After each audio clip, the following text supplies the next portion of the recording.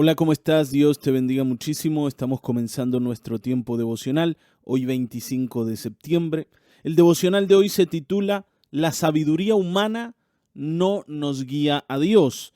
Y el texto que vamos a leer está en Mateo 11:25 y dice así: En aquel tiempo, respondiendo Jesús dijo: Te alabo, Padre, Señor del cielo y de la tierra, porque escondiste estas cosas de los sabios y de los entendidos y las revelaste a los niños.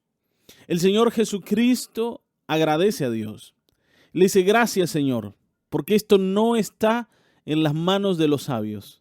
Gracias porque esto maravilloso tú no lo pusiste en la boca de los inteligentes, en la boca de aquellas personas, ¿no?, que tienen un conocimiento muy elevado, sino que lo dejaste al alcance de los más pequeños, de los más sencillos. Lo revelaste a los niños. A ellos le hiciste entender cosas que los sabios todavía no entienden. ¿Y esto por qué es necesario? Para que el hombre se humille delante de Dios. El Señor hace esto, Dios hace esto, para que el hombre se humille, para que el hombre entienda que quien gobierna es Dios y que Él da la sabiduría a quien Él quiere. No se trata de nuestra capacidad, se trata de a quien Dios quiere bendecir con aquello que Él tiene y que Él puede dar. Amén. Sin duda creemos que Dios a todos nosotros nos puede dar sabiduría, y la sabiduría que viene de Dios es verdaderamente pura, es verdaderamente útil, es eficaz, sirve para la vida. La sabiduría humana tiene los límites humanos. En cambio, la sabiduría divina no tiene ningún límite. Amén. Pero bueno, antes de seguir con la reflexión, vamos a leer a MacArthur, vamos a dejar que él nos guíe en el devocional de hoy. Amén. MacArthur comienza diciendo esto.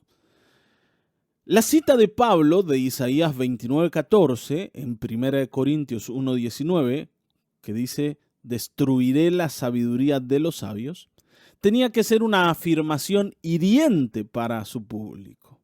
¿Está bien? Una afirmación hiriente. Él estaba diciendo básicamente: echaré por el suelo a todos los filósofos y su filosofía. Esto para el público de Pablo era tremendo, porque recuerden que él le hablaba al mundo griego, al mundo gentil, y no había nada mejor para un griego que un filósofo. Ellos amaban a los filósofos, y que Pablo diga esto no era bastante ofensivo, bastante hiriente. La cosmovisión del mundo, la manera de ver el mundo de los griegos, de los gentiles. En realidad Pablo nunca fue sutil, nunca fue ambiguo. El mensaje de Pablo era claro, ¿sí? Y resalta esto: todo lo importante, todo lo que necesitas para la vida, todo lo que vos tenés que entender, está escrito. Y sigue escrito. No hace falta encontrarle la vuelta a lo que el Señor ya puso listo para ser recibido. ¿Está bien? No hace falta filosofar para encontrar la verdad. La verdad está delante de tus ojos, la puedes leer. Los filósofos hacían eso, ¿no? Reflexionaban sobre la vida. Trataban de encontrarle el sentido a las cosas. Trataban de encontrar el mensaje oculto detrás de la realidad. Ellos tomaban alguna situación de la vida o también algo escrito por otro filósofo y reflexionaban sobre eso. Y cada uno no le daba el sentido que creía más correcto, y a los griegos le encantaba eso. Pero Pablo es como muy bruto en esto. ¿Está bien, no? Es muy seco. No es totalmente rígido. Le dicen: no. Acá nada de pensamientos raros. Acá leamos lo que el Señor nos dejó en la Escritura.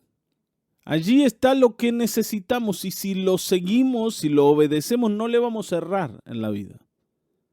El Evangelio no necesita una dosis de sabiduría humana para cobrar sentido. El Evangelio ya tiene sentido por sí mismo. Y el intelecto humano no juega ningún tipo de papel en la redención del hombre. Recordemos eso. Está bien, ¿no? El intelecto humano no juega ningún tipo de papel en la redención del hombre. Vos no necesitas sabiduría humana, vos necesitas la sabiduría divina que el Señor nos ha dado en su palabra. Amén. En 1 Corintios 2:14 dice: el hombre natural no percibe las cosas que son del Espíritu de Dios, porque para él son locura y no las puede entender, porque se han de discernir espiritualmente. Y acá está el problema, ¿no? El gran problema de la sabiduría humana. La sabiduría humana no es espiritual. Y por tanto, lo espiritual queda fuera del alcance de la sabiduría. Al contrario, para los filósofos, el evangelio era una locura, era una tontera, era una pavada. Está bien, ¿no? Para un sabio griego no había nada más tonto que decir que un hombre colgado en una cruz podía salvar al mundo. No había nada más pavo que eso. ¿Cómo un crucificado que no pudo salvarse a sí mismo me va a salvar a mí? ¿Está bien? Yo estoy en mejor condición que él. ¿Y vos me decís que yo tengo que creer en él para ser salvo? ¿De qué me estás hablando? Las personas inconversas, ¿no? Tal vez pueden tener grandes razonamientos, un enorme poder intelectual. Pero cuando se trata de la realidad espiritual y de la vida de Dios y de la eternidad y del pecado, no tienen nada para aportar ni para contribuir. Nada. Porque esta es la realidad espiritual de las personas. Para ellos era loco hablar de cosas espirituales porque no las podían entender. No era que no querían entenderlas, era que ni siquiera tenían la capacidad de hacerlo porque su campo de acción era la vida natural. Y la vida natural es una gota en medio de un mar espiritual. ¿Está bien, no? Entonces, dejemos de pensar que la sabiduría de este mundo va a ayudarnos cuando nuestro problema en realidad es espiritual. Nosotros necesitamos la sabiduría espiritual que viene de Dios. Amén. Espero que esto nos vaya quedando claro. Si entendemos que la sabiduría que necesitamos está en la Escritura, vayamos a la Escritura. Vayamos a la Escritura. Porque ya sea en Atenas o en Roma en aquel tiempo, o en este tiempo en Cambridge, en Oxford, en Harvard, en Stanford, en Yale, en Princeton, y perdone si estoy pronunciando mal esto, la verdad no lo sé, o en cualquier otra parte del mundo, toda la sabiduría compilada que está fuera de las Escrituras no es más que necedad cuando hablamos de la necesidad espiritual de las personas. Todo lo que está fuera de las Escrituras no es nada más que necedad cuando hablamos de la necesidad espiritual de las personas.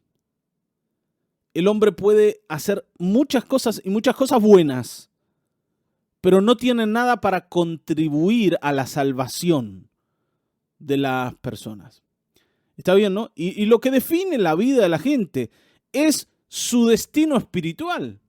Porque el ser humano puede lograr un montón de avances y de descubrimientos en cualquier área de la vida.